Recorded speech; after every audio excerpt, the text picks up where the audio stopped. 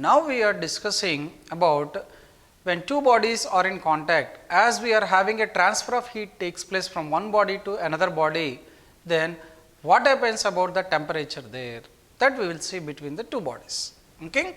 This we call that as principle of calorimetry. Okay?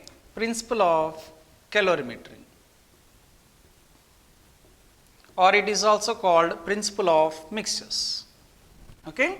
Principle of calorimetry, or it is also called principle of mixtures, that is. So, in this principle of calorimetry means, if you are taking any two bodies having different in the temperature there, means I am taking a hot body and I am taking a cold body. When this hot body and cold body both are in contact or both are mixed, like liquids you can take, or hot water, cold water you can take. If both are mixed, what happens there is a transfer of heat takes place, as you know, from hot body to cold body, means high temperature body to low temperature body, that is. Now, after some time, according to that thermal equilibrium, here both the bodies are coming to the same temperature, okay, of which that is our common temperature or final temperature, where there is a stage where the flow of heat energy transfer takes place, stops, and that only we call that as thermal equilibrium. Now, by using this principle of calorimetry, now we are finding the final temperature. At first, if you see the statement of principle of calorimetry, when two bodies are in contact,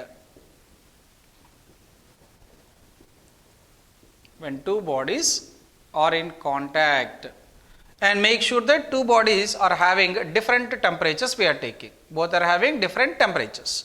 When two bodies are in contact, then heat flows from hot body to cold body, Then during this transfer of heat, what happens there is amount of heat energy loss, lost by the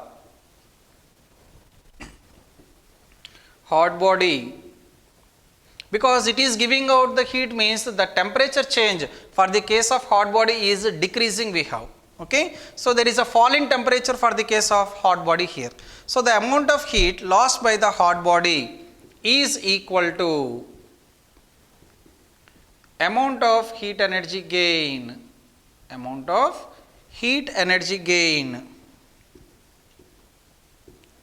by the cold body. Okay? So, this is the statement. Okay, see that again. So, the amount of heat lost by the hot body is equal to amount of heat gained by the cold body, that is. So, as it is losing the heat, there is a fall in temperature for hot body. As here it is gaining the heat, there is a raise in temperature for the cold body here. And both are coming to one final temperature. Okay, that only we call that as a common temperature. Okay, where there is no further transfer of heat takes place between them. Okay, this principle we call that as principle of calorimetry, that is, where heat lost by the hot body is equal to heat gained by the cold body, that is. Actually, here if you observe, it is nothing but the consequence of conservation of energy, that is. Nothing but conservation of energy, that is. Actually, it is not a new statement for you. You already know about conservation of energy. Because here hot body is losing the heat energy, means here that heat energy it is not destroying there. At the same time, the cold body is gaining the heat, so which means that is not created. Whatever the heat lost by the hot body, that heat energy only gained by the cold body, which is nothing but our conservation of energy statement. Energy neither be created nor be destroyed, but we can transfer that energy from one to another. You can transform the energy, or you can transfer that energy from one to another here. Here, if you are taking the two bodies there, hot body and cold body is giving its heat energy to the cold body. So, that is why principle of calorimetry is nothing but the consequence of the conservation of energy we are taking. Okay. So, mathematically if you are taking this principle of calorimetry, Okay, mathematical relation if you are taking, let us suppose I am having two bodies, let it be that is of A and B, and I am taking A is the hot body and B is the cold body, that is. So, A is hot body, B is cold body, that is. Okay. Now, hot body means its temperature is more, let it be the temperature of hot body is TH. TH represents temperature of hot body, that is. Okay. You better note that. Temperature of hot body, TH. Temperature of hot body. Okay. Now, come to the next case, which is of cold body. Cold body, let it be having the temperature Tc. Okay. So, Tc, temperature of cold body. Okay. Now, here as the temperature of hot body we are taking means TH is more and Tc is less, means temperature of A is greater than temperature of B. This is the condition we are taking. Now, here as both the bodies A and B are in contact, then what happens there is heat is flowing from A towards B, that is. So, heat energy flows from hot body to cold body. As the heat energy is flowing from hot body to cold body, that hot body is losing the heat energy. There is a loss of heat energy here for the hot body. Then what happens there is its temperature decreases, that is due to that. Okay. And at the same time other side we are having the cold body. That cold body is gaining the heat, Q gain. So, there is an increase in the temperature for cold body here. Okay. Hot body is losing the heat energy, cold body is gaining the heat energy. Q loss is equal to Q gain. This process takes place until both are getting the thermal equilibrium here. Once they got this thermal equilibrium, then there is no further change of temperatures here. Means there is no flow of heat from A to B. Okay, because that is in thermal equilibrium, that is. Then at that case the temperature TH and the temperature TC both are coming to one common temperature, let it be that is T. Okay. So, T is the common temperature we are having. Okay. Then as Q loss is equal to Q gain, as whatever the heat energy losing by the hot body, let it be that is of Sm delta T we are taking. Sm delta T. This is for hot body. And Q gain which is of Sm delta T for cold body we are taking. Okay. And remember in this case, now for this example, now we are not taking any change of states. Change of states later we will see. Okay. Without change of state, only about change of temperatures only we will see here. Okay. Then Sm delta T of hot body is equal to Sm delta T of cold body, that is. Then S means the specific heat of hot body, M means mass of the hot body, and delta T which is the change in temperature. Actually initial temperature is TH, final temperature is T. So, that is why as it is decreasing, TH is more and T is less. T means our common temperature. Okay. That is why here the change in temperature becomes TH minus T, that is. Okay. So, TH minus T, that is equal to specific heat of cold body and mass of cold body, and delta T for cold body means actually cold body temperature is less, now it is rising, yes, and it is raised to T here. So, that is why here now the T is more and Tc is less, the change in temperature becomes T minus Tc. Okay. So, this is the final formula we got, of which specific heat of hot body into its mass into change in temperature TH minus T is equal to specific heat of cold body and mass of cold body into T minus Tc, that is, which is of change of temperature. Okay. This is called principle of calorimetry. For suppose if you are taking both the bodies are of having same specific heats you are taking, for example hot water mixed with cold water, means specific heat of water remains the same in both the cases, means I am taking a special case if SH is equal to SC, then specific heat of hot body is equal to specific heat of cold body, that is. Then if you are taking specific heat of hot body equal to specific heat of cold body, let it be that is equal to S. Then S into mH into delta T, which is TH minus T, okay, and that is equal to specific heat S of mass of cold body into T minus Tc, that is, okay.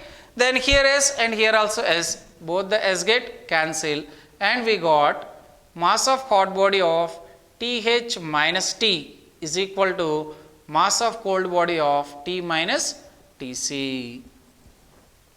This is the case. Okay. So, mass of hot body into TH minus T is equal to mass of cold body into T minus Tc, that is, if you are taking in both the cases the specific heats are same.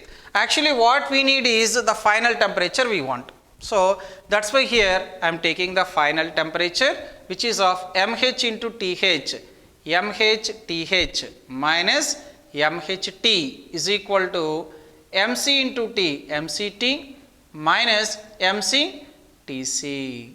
Okay. Bring all final temperature T to one side, then it becomes mC coming this side and mH the going that side, then mHTH minus mCTc coming this side becomes plus mCTc is equal to mHT going that side, it becomes plus mCT mHT, that is. Finally, what we need is that common temperature T we want.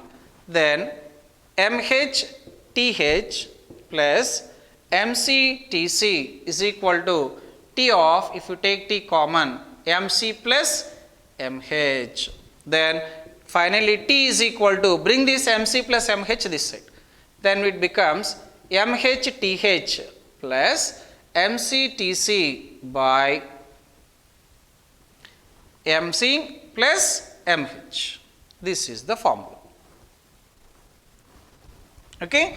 When if you are taking the condition, if SH is equal to SC is equal to S there, then this is the case. Okay. Have understood now? So, the use of this principle of calorimetry is, finally we are getting what is the final temperature or the common temperature we are getting when the two bodies are in thermal equilibrium, when they are in contact. If suppose, if the specific heats are not equal, means both we are taking it as a two different one, then how to take that is, final temperature T becomes SH mH TH plus SC MC TC by SC MC plus SH MH. This is the direct formula. Okay. SH MH TH plus SC MC TC by SC MC plus SH MH. That is the final formula we have. So, finally we got T is equal to SHMHTH plus SCMCTC by SCMC plus SHMH. Then what is the use of this formula? Okay. See here we got T is equal to final temperature SHMHTH plus SCMCTC by SHMH plus SCMC, that is. This is the final temperature formula. Okay. Now, if you see a numerical example on this principle of calorimetry, then I am taking a simple case there, so that I am taking both cases having same specific heat case. Okay. Means I am mixing hot water with cold water, that is. Okay. For example, like this. If 20 grams of water at 80 degrees Celsius is mixed with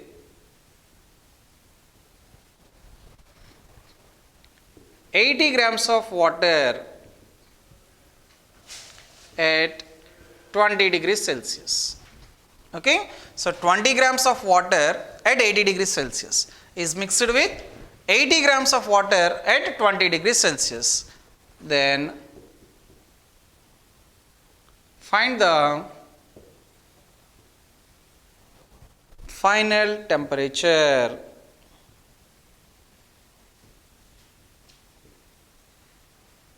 Okay, like this. Then in this case, as we both are having that specific heat of water only present, which is of 1 calorie per gram degree Celsius, we can cancel that S here. Then if you follow the steps, we know that Q loss is equal to Q gain, that is.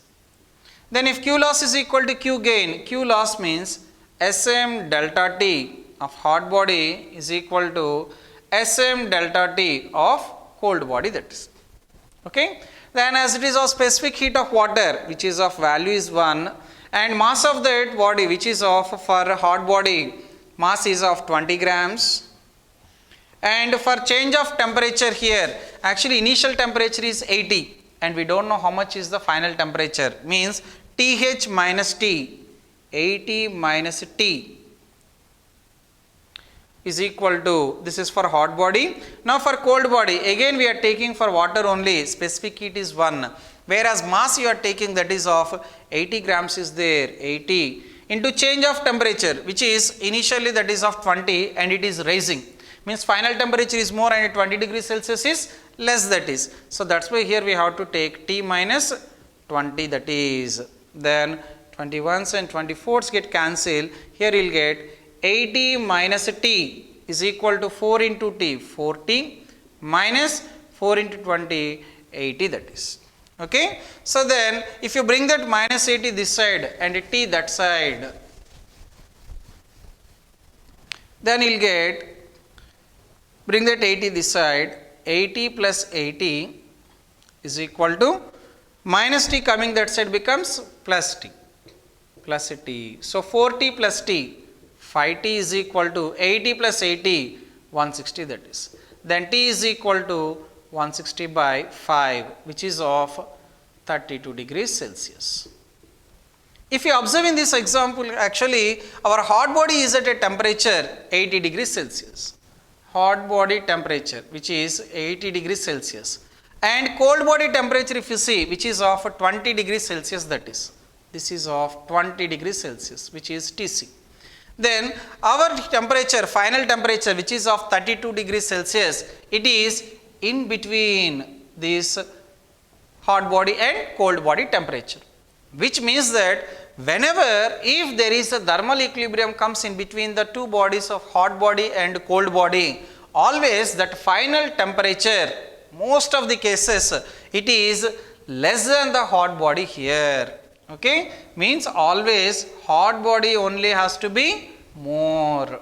Okay, and very special cases they may be equal also you can take. TH is greater than or equal to T.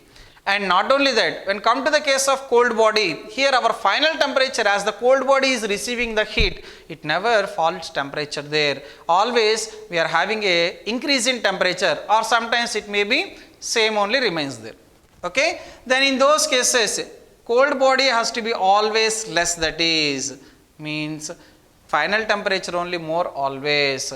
And very special cases we are having that may be equal to that one, like this. Okay, so that's why we got here TH is always greater than or equal to T and greater than or equal to Tc, that is. Okay, in our problem we got here 80 degrees Celsius, which is more when compared to 32, and 32 degrees Celsius is more when compared to 20 degrees Celsius. So that is the limit here for the T value. It never be more than TH, it never be less than Tc. T never be less than Tc and T never be more than TH. Okay, it won't happen. Okay, T never be less than Tc and T never be more than TH, that is. Okay, in this way we can solve for the case of principle of calorimetry and we can get the final temperature, and we are taking the case where for the case of same specific heat capacity for hot water and in the case of cold water, that is. Now, after this specific heat capacity and the principle of calorimetry, now we are seeing another important one, which is called latent heat capacity. Okay, latent heat capacity represent with L. Okay, so we already know about specific heat capacity there, amount of heat energy required to raise its temperature by 1 degree Celsius by unit mass of a substance. Now we are taking latent heat capacity. Remember, while discussing about the specific heat capacity, as I said, when there is a heat energy supplied to any of the substance, depending on the nature of the substance, that heat energy is utilized in a different ways, I said. When there is a average kinetic energy is increasing, then we are getting the change of temperatures there. Now we are seeing there are no rise of temperatures here in case of latent heat capacity. Means unless using that heat energy for increasing its kinetic energy, now the substance is utilizing the heat energy for some other purpose, that only the change of state. So latent heat capacity comes when there is a change of state is present, change of state of the substance. Means here the heat energy given is utilized not for the case of increasing average kinetic energy, it is utilized for changing its potential energy here. Okay, changing its potential energy means as the molecules in case of say for example solid, if you are taking, the molecules positions are very much closer to each other, that is, all are very much closer to each other. But whenever if you are supplying the heat, say for example in case of ice, if you supply heat energy to the ice, we know it starts melting. Then the molecules which when in case of the ice if you are taking, those are very much closer to each other. We are having a fixed potential energy for that.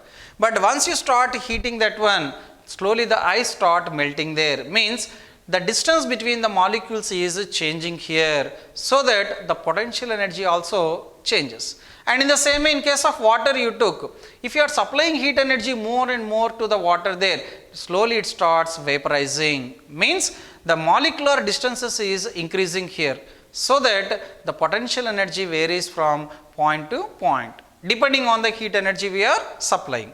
So here during the change of states, there are no temperature changes occur. Very, very important one.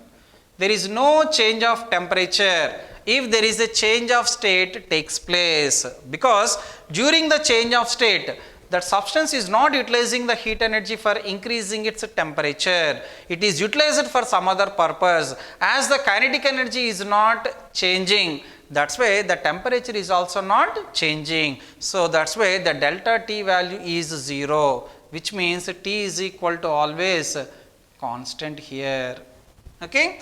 Now what is this latent heat capacity means? Latent heat capacity is also like a specific heat capacity, which is the amount of heat energy required or given out by unit mass of a substance, this time not for raising its temperature, it is for change of state. Okay. So and the formula for this latent heat is L is equal to Q by M, that is L is equal to Q by M. L equal to Q by M means here if suppose if you are taking mass as unit, M is equal to 1, means for a unit mass of a substance, whatever the amount of heat energy required Q is nothing but called as latent heat capacity to change its state, to change its state. Okay. So see that again the definition, the amount of heat energy, the amount of heat required or given out, required or given out by unit mass of a substance, unit mass of a substance to change its state, to change its state is called latent heat capacity. But remember, at a constant temperature only it takes place. Okay? At a constant temperature. At constant temperature here, the amount of heat energy required or given out by unit mass of a substance to change its state, that heat energy only we call that as the latent heat capacity, that is. Okay? What is it called? Latent heat capacity, that is. Then as latent heat capacity, L is equal to Q by M. Then if you come to the case of units, then its CGS units becomes, which is of Q, it is of calories, mass it is of grams. Whereas SI system, if you are taking, calorie becomes joule, gram becomes kilograms, that is. Calorie per gram, joules per kg, that is. Okay? Now, this is the unit of latent heat capacity. And if you are taking an example, okay, actually we are having change of states, many change of states we have. Now, we are taking according to our repeated questions there, okay, or about our entrance exam, we are having mainly 4 change of states we have. One is from solid to liquid. Solid to liquid. In this case, actually we have to supply the heat energy here. Okay? We have to supply the heat energy plus Q, that is. This method we call that as melting or fusion, FUSION. Okay? Conversion of solid to liquid, that is. Here we need the heat energy. Okay? Solid to liquid case. And if you are taking from liquid to gas, this one we call that as boiling or vaporization. It is also called as vaporization, boiling or vaporization. Here also we want supplying the heat energy here. We have to supply heat energy to the liquid so that it becomes gas. And the next one we are having the reverse case, of which while giving out the heat energy means gas, it is converting back into the liquid here by giving out the heat energy. So which is of minus Q. This process we call that as condensation, converting from gas to liquid, vapor to water. And next one, liquid to solid case. In this case also, again it is giving out the heat energy back to there, and so that it is becoming solid. This we call that as freezing, because there is a fall in temperature present. So, in case of freezing and condensation here, it is giving out the heat energy, and in case of fusion and boiling or melting or vaporization, it takes the heat energy. But if you observe here, solid to liquid and liquid to solid, as the same substance it is taking the heat while going from solid to liquid, and the same substance liquid, now while coming back to solid, it gives out heat energy. And particularly here, the amount of heat energy it is taking while becoming solid to liquid, the same amount of energy it gives back whenever it is converting from liquid to solid, from conservation of energy, that is. And in the same way, when it is going from liquid to gas, actually it requires heat energy there. So that is of, let it be Q2. Now, while coming back means gas is now becoming liquid by giving out the heat energy, then it becomes again the same amount of heat energy, whatever it takes, the same amount of heat energy it is giving back here, that is of minus Q2, that is. Okay. So Q1 how much it is taking, and minus Q1 how much it is giving back. Again Q2 how much it is taking, and Q2 is amount of heat energy given out during condensation process. Okay. So based on these 4 change of states, we are having mainly 2 latent heats are present.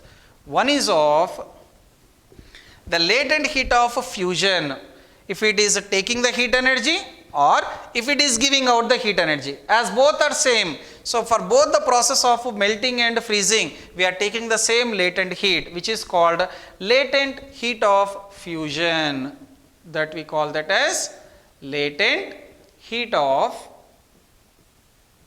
fusion, FUSION. Okay. Whereas if it is going from liquid to gas, we call that as boiling or vaporization, or in the reverse process while giving out the heat, which call that as condensation. For these 2 cases, we are having the same latent heat we are taking, which is of latent heat of vaporization, latent heat of vaporization, that is latent heat of fusion, latent heat of vaporization. Remember, this latent heat of fusion or freezing, this takes place at its melting point, because I said the temperature remains constant. So that's why latent heat of fusion here, this is at melting point, that is. And whereas this liquid to gas, that only called as boiling point or condensation point, which means in reverse case, that is. So it takes place only at a constant temperature of boiling point we are taking. At boiling point, that is latent heat of fusion, latent heat of vaporization, that is. Okay. So these are the two we are having in case of latent heat capacity, that is. Depending on the change of state, the amount of heat energy required there also changes. Okay. Now if you see the definition of latent heat of fusion, it is the same like latent heat capacity, that is, which means whatever the amount of heat energy required by unit mass of a substance to change its state, as it is latent heat, it is changing from solid to liquid. If suppose if the substance is giving out the heat energy, then it is converting from liquid to the solid. That only we call that as latent heat of fusion. Okay. And in the same way, latent heat of vaporization means whatever the amount of heat energy it is taking while converting from the liquid to the gas. Or if the heat energy is given out, then whatever the amount of heat energy given out while converting its state, changing its state from gas to the liquid, in both cases we are taking for the same unit mass of a substance here. Okay, unit mass of a substance, where formula is L is equal to Q by M, L equal to Q by M, calorie per gram, that is. Okay. In the case of these latent heat capacities, if you are taking the example is we can take it for the case of ice. Okay, latent heat of ice we can take,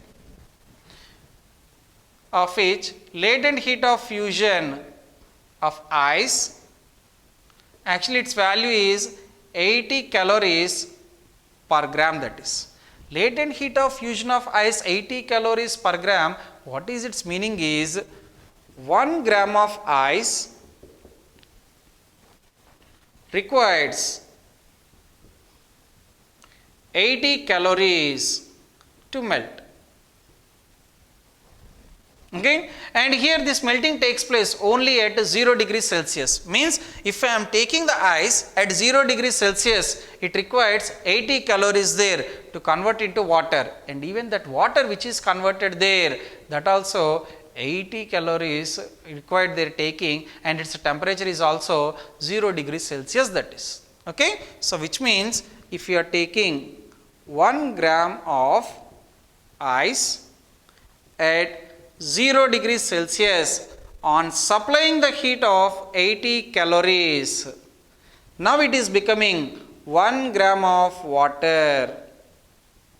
And again at what temperature means? At 0 degrees Celsius only.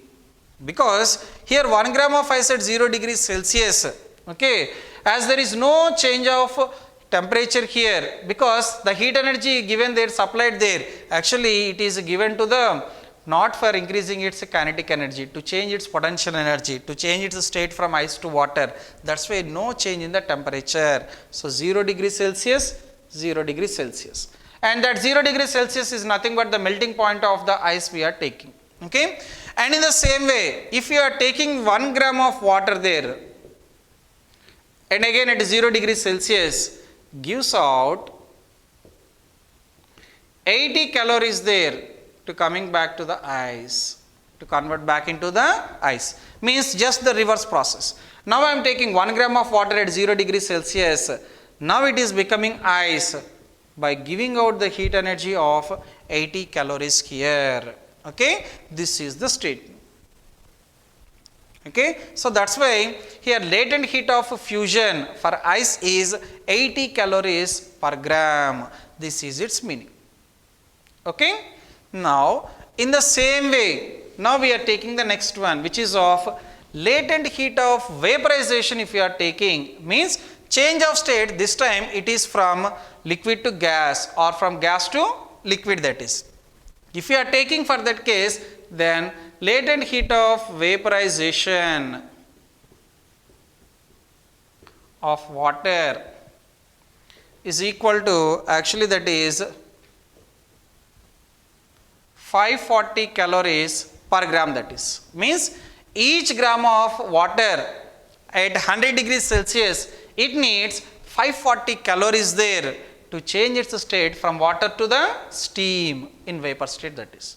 And in the same way, if you are taking 1 gram of steam there at 100 degrees Celsius, it gives out by each gram 540 calories there to convert back into the steam here, to convert back into the water there. Even that water is also again at 100 degrees Celsius, because there is no change of temperature here. For example, if you are taking that in an equation, then again 1 gram of water if you are taking at its boiling point, because latent heat vaporization takes place at boiling point, that is. So 1 gram of water at 100 degrees Celsius. Now by supplying 540 calories of heat, now it is becoming 1 gram of steam. At what temperature that is? Again 100 degrees Celsius, like this. Now in the same way, the reverse also we have to take the same, of which if you are taking the 1 gram of steam at 100 degrees Celsius, if you cool that, then it gives out 540 calories of heat again, and it is now becoming 1 gram of water at 100 degrees Celsius. And again if you observe, no change of temperature, 100 degrees Celsius, 100 degrees Celsius. This is the example. Okay. So latent heat of fusion of ice is 80 calories per gram, and latent heat of vaporization of water is 540 calories per gram, that is. Now we will see a numerical example on this latent heat of fusion and latent heat of water, that is. Okay. Numerical example means, for example, here I want 20 grams of ice. Okay. 20 grams of ice we are taking. Now what we need is, how much is the heat energy required by this 20 grams of ice, okay, to convert into water, that is. To convert to water. If you are taking this ice at 0 degrees Celsius, then water you are getting is also at 0 degrees Celsius. Water also at 0 degrees Celsius. And we know that as L is equal to Q by M, then amount of heat energy required, Q is equal to, it becomes M into L, that is. Q is equal to M into L. If Q is equal to M into L, here the latent heat is, as it is about change of state from solid to liquid, then we have to take here the latent heat of fusion, F, that is M into L F. And here the mass given there, which is of 20 grams there, and latent heat of fusion, that is of given 80 calories per gram there. So 80 calories per gram, that grams get cancelled, and we are having 1600 calories there. Okay. The amount of heat energy we have to supply is 1600 calories, so that we can melt 20 grams of ice at 0 degrees Celsius into water at 0 degrees Celsius. And again the water we are getting, as the mass always remains the same, and here also we are getting the same, 20 grams of water we are getting there. Okay. And in the same way, if you are taking in reverse, means if you want to freeze some 20 grams of water at 0 degrees Celsius back into 20 grams of ice at 0 degrees Celsius, the amount of heat energy you have to given out, it has to given out is 1600 calories, that is. Okay. And in the same way, if you are taking for the case of water to the steam, but there the temperatures are different here, of which now we are taking 20 grams of water, but this time the temperature we are taking is 100 degrees Celsius we are taking. 20 grams of water at 100 degrees Celsius, now it is becoming 20 grams of steam, again at 100 degrees Celsius, like this. Then in this case, we are having latent heat of vaporization is coming, so that here the amount of heat energy we have to supply, Q is equal to again M into L, where L is, it's not latent heat of fusion, now it is called latent heat of vaporization, that is. then m into where mass it is of 20 grams and latent heat of vaporization which is 540 calories per gram, that grams get cancelled, and 54 twos which is 108 and 2 zeros.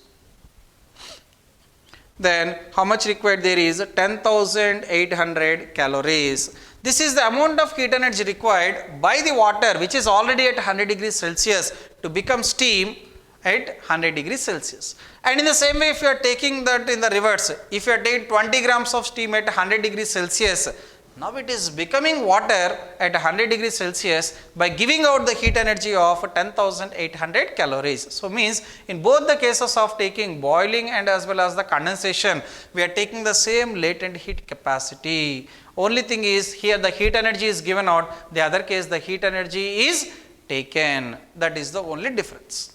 Okay. Now we are taking both the specific heat capacity and latent heat capacity combined, and now we are seeing how to do the numerical problems. Okay. Now in that case, for example, we are taking of which we are having, let us say 10 grams of ice we have. This 10 grams of ice which is at 0 degrees Celsius is there. Now we want to vaporize this. We want to vaporize that. Means the question they will ask like this. So calculate the amount of heat energy required or supplied to vaporize 10 grams of ice at 0 degrees Celsius. Then actually what we have is 10 grams of ice at 0 degrees Celsius. But if you want to vaporize that, actually vaporization takes place at 100 degrees Celsius. Means at first we have to change this ice at 0 degrees Celsius there. And not only that, water at 100 degrees Celsius it actually vaporized to 100 degrees Celsius of steam there. But here we are having ice. So means we have to change the state also. So that's why first we are taking 10 grams of ice at 0 degrees Celsius. First we are converting this into water there. Means 10 grams of water at 0 degrees Celsius you will get. As here if you observe, there is a change of state is there, ice to water, and the temperature there 0 degrees Celsius, 0 degrees Celsius. No change of temperature that is. Let us suppose the amount of heat energy required there is Q1, whereas that Q1 is equal to m into L, where L means again here the latent heat of fusion we are taking, LF. Then mass is there 10 grams and latent heat of fusion which is of 80 calories per gram, that is 80 calories per gram. That grams get cancelled and here we are having 800 calories is present. Now this is for the amount of heat energy required for going from ice to water which is at 0 degrees Celsius. Now come to the next case which is of, now what I want is I want to vaporize that. If I want to vaporize that, the water has to be at 100 degrees Celsius, but here the water formed is at 0 degrees Celsius, which means we need to raise the temperature of the water. So that's why here that 10 grams of water, now I am taking at 0 degrees Celsius and I am raising that to 100 degrees Celsius, that is. Let it be the heat energy supplied here is Q2 is the heat energy. Okay. Then again Q2 is equal to, again if you see here the water you are taking, again water only, means first thing is there is no change of state. And another important thing is here 0 degrees Celsius, there it is becoming 100 degrees Celsius, means there is an increase in the temperature takes place. If there is an increase in the temperature is there, there is a requirement of heat energy is there. That heat energy Q2 is equal to, back to the specific heat formula which is Q equal to S into M into delta T, that is. If Q2 is equal to S into M into delta T, specific heat it is of, we already know as it is water, 1 calorie per gram degree Celsius, and mass already given which is of 10 grams there into, and change of temperature from 0 to 100, 100 minus 0 which is of 100 degrees Celsius, that is the change. Okay, that grams get cancelled and calories also get cancelled. Finally we got 1000 calories. This is the amount of heat energy required while going from 0 to 100 degrees Celsius if you want to raise the temperature there. which is for Q2 case. Now, water is at 100 degrees Celsius and now it is ready to become steam if you supply the heat energy there. That is our third case. So, which means now 10 grams of water is now becoming 10 grams of steam, and again there is no change of temperature because here there is a change of state takes place, water is becoming steam, then the temperature remains the same, 100 degrees Celsius equal to 100 degrees Celsius, that is. Okay. So, that is why in this case Q is equal to again formula M into L, whereas the latent heat here we are taking is latent heat of vaporization we have to take, LV, that is latent heat of vaporization. Then it is equal to, here the mass given again as there is no change of mass, always mass is same, 10 grams, and latent heat of vaporization it is about, we are having 540 calories per gram. So, means 540 calories per gram, that grams get cancelled, then we are having 5400 calories, that is. This is the Q3 value. So, finally we got all the three heat energies there, which is first case for melting 1800 calories, and Q2 for change of temperature 1000 calories, and Q3 for again change of state from water to the steam 5400 calories. In total, if you add, the total amount of heat energy we supplied is Q1 plus Q2 plus Q3, that is, which is Q1 800 plus Q2 which is of 1000 becomes 1800 plus 5400. Okay. So, in total it becomes 0, 0 and 12, 6 plus 1, 7, 7200 calories. This is the amount of heat energy required. Q is equal to total 7200 calories. Like this, we can change from ice to vapor, and in the same way in reverse also the same procedure we have to take. So, finally we understood that here when there is a change of state takes place, we have to use Q is equal to M into L, where L is the latent heat capacity. When there is a change of temperature comes, again there we have to take specific heat capacity, Q is equal to Sm delta T. Now, we will see a numerical example on the latent heat capacity. And along with the latent heat capacity and the specific heat capacity, we are having one more is there, that is called thermal capacity or heat capacity, that is thermal capacity, represent with C. Okay. So, thermal capacity means same as specific heat capacity, but here the mass we are not considering as unit here. We are taking the whole mass of the substance, means the amount of heat energy,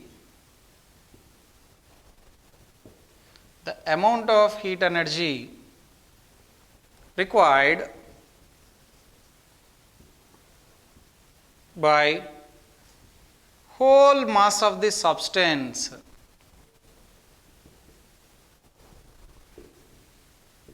to change its temperature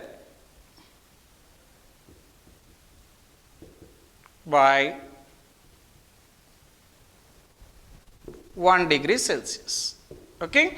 So, if you remember the same definition we are having even for the case of specific heat also, but only difference is here. Here we are considering the whole mass of the substance, their specific heat we are not considering the whole mass of a substance, we are assuming that as a unit mass of a substance there. Here only the important thing we have to understand that a specific heat capacity does not depend on the mass of the substance here. Okay? Because as we are assuming there the unit mass of a substance for a given material, whatever the mass you can take, whatever the volume you can take, always we are having the specific heat capacity value remains the same. For example, if I am taking 1 liter of water, specific heat is same 1 calorie per gram degree Celsius. If you are taking 2 liters of water, then again same specific heat is 1 calorie per gram degree Celsius. But thermal capacity is not like that. It depends on the mass. Okay, for example, if you are taking 1 liter of water, thermal capacity is different. If you are taking 2 liters of water, thermal capacity different. So depending on the mass, this thermal capacity is varying, whereas specific heat capacity is independent of the mass variation here. Only depends on the nature of substance you are taking. Means the specific heat capacity remains the same until you change the substance. For a given substance, whatever the quantity you can take, always the specific heat capacity remains same. Okay. Now thermal capacity, actually its formula, as it is depending on the mass, here we are having the formula is C is equal to Q by delta T, because we already took the mass here. For the whole mass of the substance, here I am taking the amount of heat energy there. That is why no need to write the mass here. So C is equal to, formula is Q by delta T, that is. If you are taking Q by m delta T, that is about the specific heat capacity, that is. So if you compare all the three thermal capacities here, latent heat, specific heat and this thermal capacity, if you compare, say for example like this, S which is equal to Q by m delta T and C which is Q by delta T, and last one which is of latent heat capacity which is Q by m, like this. If there is no change of temperature, then specific heat, in place of that we are having latent heat capacity is coming. And if suppose if you are taking the whole mass of the substance, but there is a change of temperature is there, then specific heat is now becoming the thermal capacity here. Then if you check the units here, if it is of CGS unit you are taking, then it is of calorie per gram degree Celsius. This is calorie per degree Celsius and this is calorie per gram. Okay. And in the same way, if you are taking the case of SA system, then it is of joule per kg Kelvin, and here it is of joule per Kelvin, and here it is of joule per kg, that is like this. Okay. Joule per kg Kelvin, joule per Kelvin here and joule per kg, that is. And not only that, if you observe, we are having a relation between C and S is there. As S is equal to Q by m delta T, S is equal to Q by m delta T. But C is equal to Q by delta T there. This is 1 and this is 2. Then if you observe Q by delta T, here this part, that is nothing but C there. Then S is equal to, we can write that as this part is equal to C, C by m there. Then the relation between them, C is equal to m into S, that is.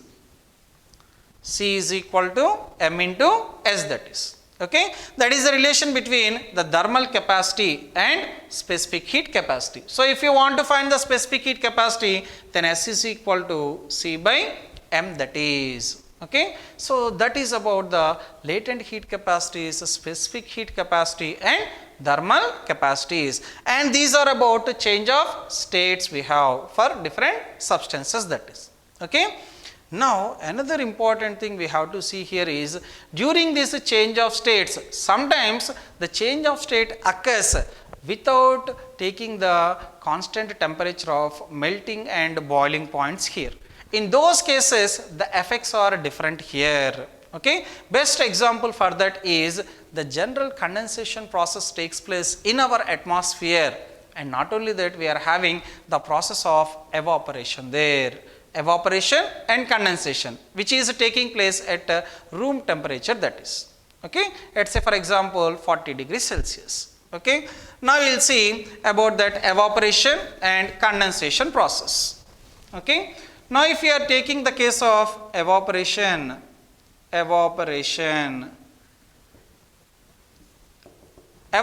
is a case where here we are taking, there is a change of state takes place from liquid to gas. Actually liquid to gas, if you are taking in case of latent heat capacity, that it takes place only at boiling point or vaporization, that is. Yes or no, BP, that is boiling point, that is, which is at 100 degrees Celsius. But here this going from liquid to gas, which is called evaporation, it does not take that 100 degrees Celsius, it is below the 100 degrees Celsius. So that is why evaporation, what we will write is the process of change of state change of state from liquid to gas at any temperature, you need not to take the temperature constant, at any temperature other than, which should be strictly less than, other than boiling point. Okay, this is a definition. The process of change of state from liquid to gas at any temperature other than this boiling point, which is less than the boiling point. This process we call that as evaporation process. Most of the cases this evaporation process in our daily life, number of times we'll observe that. Best example is whenever after cleaning the floor with a wet cloth, if you on the fan, immediately after some time, after few minutes if you observe, there is no water is present on the ground. This happens because of due to evaporation process. And here there is no rise of temperature up to that boiling point here. Only in the atmospheric temperature only it takes place. The reason for that is whenever if you are taking the molecules which are present on the surface of the water you are taking, for example on the floor, here we are having that water particles are present.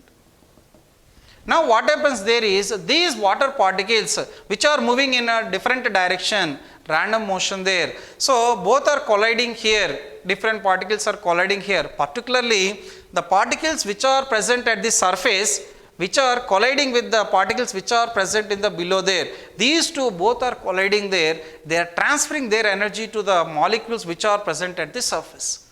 Because of due to this what happens there is the molecules which are present on the surface, they are taking the heat energy there or they are taking the energy there and they are going to the excited state, which means they are changing their state, means from liquid to vapor like this. Okay, but once it enter into the air, enter into the atmosphere, in atmosphere we are having the dust particles are there or we are having air particles, different gases we have, then what happens there is these molecules which are present in the air, they are colliding with these particles. What happens there is again they are losing their energy and again they are getting down back into the ground here.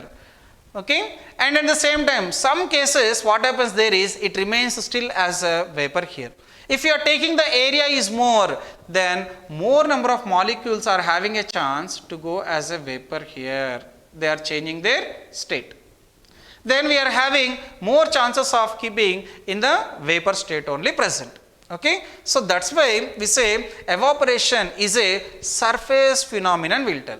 Okay, evaporation is a surface phenomenon, that is. Okay, depending on the area you are taking, more and more area you took, then more and more number of particles may vaporize here. So that's why evaporation is a surface phenomenon, that is. And not only that, if you observe the molecules which are present at the down, they are giving their energy to the other molecules to go up. So that's why these are losing their energy. As there is a decrease in the energy there, their kinetic energy there is a decrease in the temperature takes place for those molecules. So that's why evaporation is a cooling process. Okay, so mainly two things.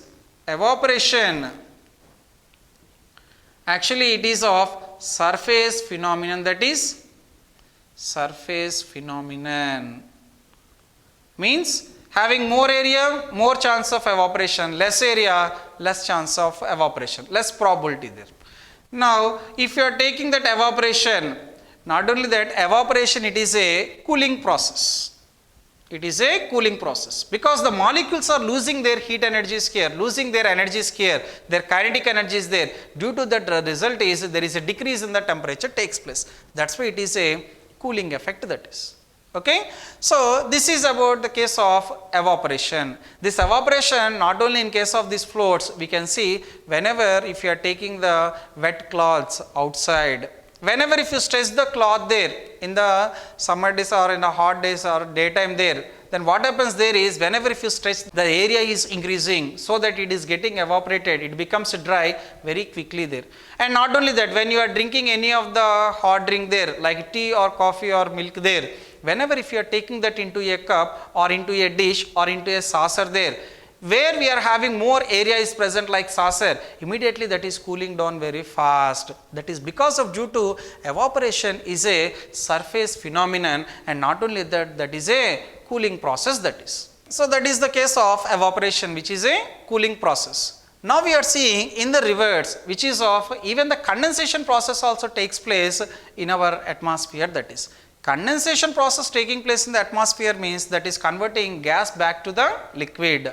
How that is possible is, in the atmosphere, here what happens there is the molecules which are in the vapor state, particularly if you see humidity there, the vapor particles which are present in the atmosphere.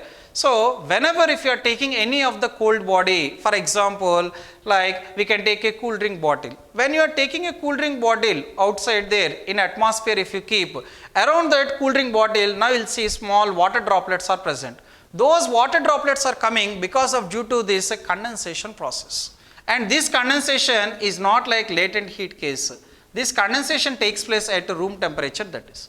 Whenever if you are taking that bottle which is of cold water, if you are taking inside, or cool drink bottle if you are taking, which is a closed one, around that if you are exposed to the atmosphere, this one, around that cold body here you will see water droplets are coming on that. These water droplets are coming because of due to, as this is a cold body, around that air we are having vapor particles are present. Those vapor particles which are in the excited state, they are having a cold body is present, then heat transfer from hot body to cold body, then what happens there is it is changing its state from gas to the liquid, and that liquid water droplets they are forming on the surface of the cool drink bottle here. The same thing we will observe in the winter, some winter days there on the car headlights or the car glasses or at windows, particularly on the leaves of the trees, we will observe this condensation process. And the reason for in winter season, particularly this fog, or you can take for the case of dew, this dew and fog, these are also coming from condensation process only. For example, if you are taking the fog, which is acting like a thin mist here in the atmosphere, in the air, how that is formed is, these vapor particles after getting cooled down here, they are forming onto the dust particles here, the air molecules. So that what happens there is, along with those air molecules here, these dust particles also floating. As they are floating on the dust particles there, they appears to be like a thin mist, like a blanket, so that we cannot see in the daytime very clearly this any of the road there. That's why we have to use a separate lights for that. We call that as fog lights. Okay, and in the same way, dew will see this like this. It happens on any of the cold surface. Okay, so from the air, the vapor particles are converting into the liquid form here because of due to cold body.